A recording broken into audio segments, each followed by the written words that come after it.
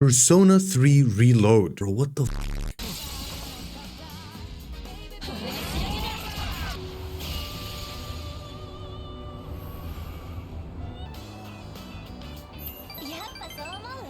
The thing I love the most about JRPGs, apart from its setting, is usually how in-depth the RPing is in these games. Like being able to customize every single detail about your ragtag group of heroes on top of reading a copious amount of text boxes is something that I personally do enjoy in these games. Because first of all, ain't nobody listening to these English dub versions of the game because we're otakus on this side of YouTube, broski. But all jokes aside, JRPGs tend to really go hardcore on the RP side of Gene. And by that, I mean gaming, not gangstering. I mean, yeah.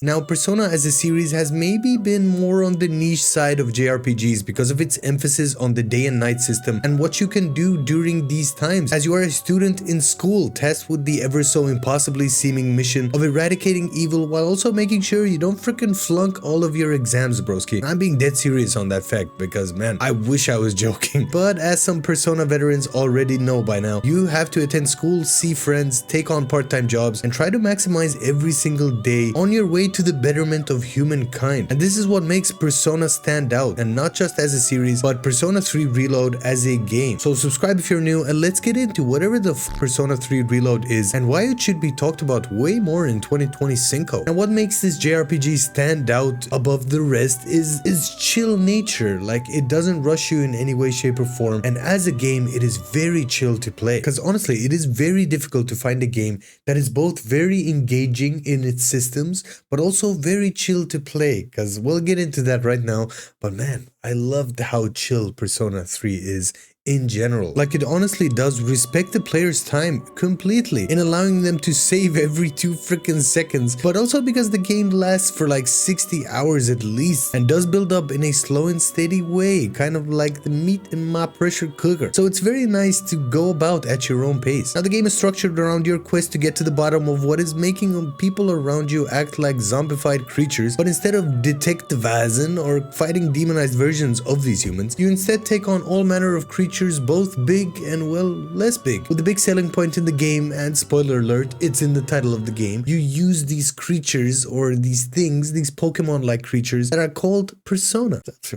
Who'd have guessed? Now, you'd imagine there would be like a handful or maybe 2 handfuls of Persona to choose from in this game, but of JRPG course, broski, there is a whole heap of 173 different looking Persona to try and find. But one thing I would note is that even though the number of Persona in this game rivals that of an OG Pokemon, there aren't that many skills. Like, I know it's cool, but you don't gotta freaking keep track of 173 skills to remember in this game, man. Most of the times the skills are reused, thankfully, and you get to really tinker around with it. In terms of available active and passive skills, thanks to the skill inheriting system that there is in this game when morphing Persona together, as well as the skill cards that you find in different levels and as rewards from different missions. They basically just give skills to your selected dude of choice, and you get to do that, and you get to kind of customize freedom of choice. Freedom of choice is at the absolute center of this game. You get to really build your own group of ragtag people. Now, what doesn't really have freedom of choice is the combat. Well, again, I say no freedom of choice, but you can literally do everything else except for this one thing. Like I said, you can choose your group, you can choose the outfits, you can choose even shoes that they wear. Everything is customizable in this game, apart from like hairstyles and how these people look. But in general, the persona,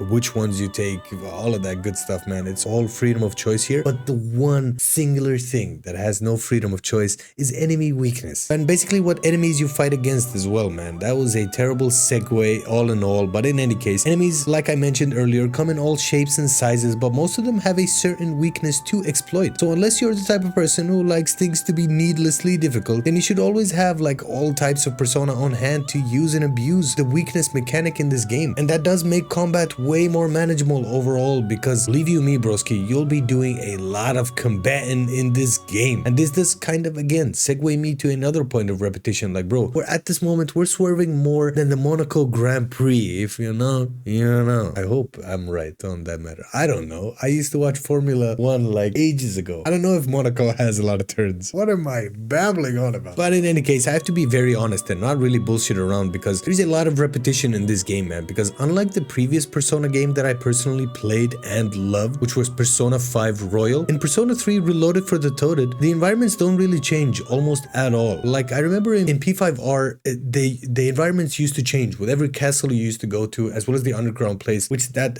admittedly that didn't change environments, but the castles that you would tackle one by one, every time the environments change, the way you would go about advancing in those levels change, and that was very interesting. Now Persona 3 Reload did originally come out as Persona 3 and it came out before P5, but yeah man, there is an issue here with repetition in the levels themselves, and we'll get into that right now. I gotta be honest man, it's the same kind of boring ass hallways over and over and over again, broski. I am fully aware that that fact might actually deter people from playing this game, and I found it to be an issue personally, and overall it does feel like a shame because everything else in the game has tons, and I mean a metric shit ton of character. Like even the menus look super cool to navigate, but then you have to traverse floor upon friggin' floor of drab gray hallways or some other kind of same but different looking places, and normally it wouldn't be an issue at all. Like it's not the first game to have this issue where it's repetition, especially in JRPGs in general. You tend to they use rehashed content, they tend to recycle content, but in this one it's very noticeable because everything else has so much character, and it changes from one drab hallway to another kind of drab hallway, and it doesn't really change that much. Maybe it does change later on, but so far 40 hours in, still the same. Another thing about this game that really did grind my gears personally is sometimes the pace in which the story unfolds, because there is a lot of dialogue in this game, broski. Like the amount of filler in this game rivals that of a Naruto or OG Bleach. If you know, you know again. And while yes, it's nice to really get to know these characters and all that jazz, but 40 hours in, man, still the same shebangs of back and forth talking that oftentimes doesn't really lead to anything in the story especially, but in general. It's kind of similar to the combat scenarios in this game, and by that I do mean that there is a ton of fun to be had, but in chunks. But playing this for multiple hours at a time can become extremely tedious. Now thankfully, like I said earlier, I am a fan of tedium, so that might not be an issue for me, but for some people, man, that might definitely be an issue. I gotta be honest, man, I'm still playing this game on and off, and it's been like 40 hours into the story, and that does bring me to the fun factor, oddly enough. Now that was kind of a perfect segue. It's a mixed bag sometimes, because on one hand, the amount of personas, man, getting to really know your comrades on a deeper level, as well as the overall combat and literally everything else there is to do in this game, makes for overall a absolutely fun experience to have, man. There's a ton of fun to be had here, but again, I want to emphasize on the fact that it's in chunks. When you're playing it in chunks of like 45 minutes or something like that, like I loved playing this game on my Steam Deck every evening for like 45 minutes to an hour,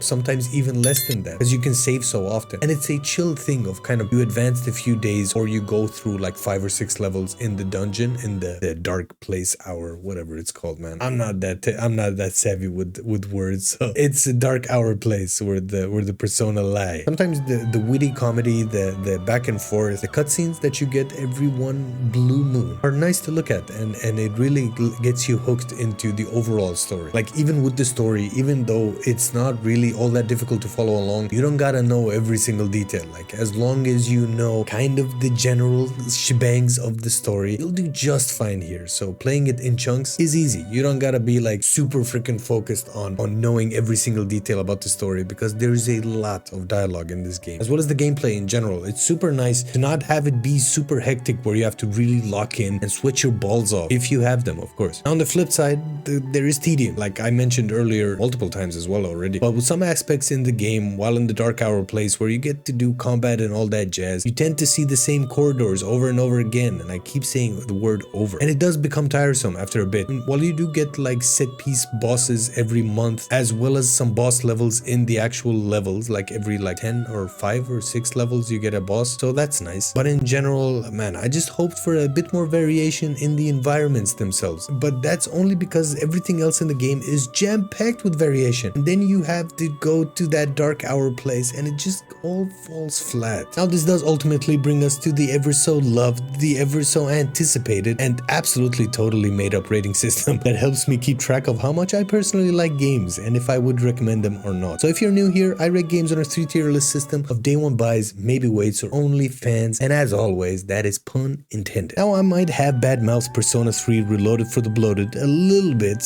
maybe a bit too much in this video, but overall, man, so far I've had a ton of fun playing this game because it's the perfect chill gamer's game in all honesty. The game doesn't rush you to advance and really does let you go about your day in any way you see fit, and I did love it for that. Now as for the rating, I'd give this a maybe wait at this moment in time because, well, by maybe wait I do also mean you can get it for like super cheap somewhere, and if you compared it to Persona 5 Royal, which I admittedly do, that one maybe is more of a full price buy, broski, but this one, yeah, get it for cheap. Also on a side note, a game has to really be like perfect to be worth the money for me to recommend it as a day one buy because, yeah, man, I am stingy as hell. But ultimately, what the fuck do I know, man? I'm just a gamer on the internet telling you I like this game and hope that more people would talk about it. So now it's your turn to let me know your opinion of Persona 3 Reloaded for the Bloated Toted in the comments down below, man. Let me know what you think of this game, if it's fun to play, if you found it to be a bit tedious at times as well as, man, what your favorite Persona game is in general. Mine is by far 5R. I've played like 3 of them so far, so 3 out of 5, so far so good. There's a 6th one coming, I think next year or the year after. I'm hyped. I love JRPGs in general, and I love Persona as a series in general, so I do want to hear your thoughts in the comments down below. In the meantime, man, you can also click that link, watch another video, man. I hope you guys enjoyed the meme in the outro. I hope you guys have a great day wherever you're from. I don't really know how to end this video, so keep on trucking my broskis, and I'll catch you in the next upload. I'm out of breath. Peace.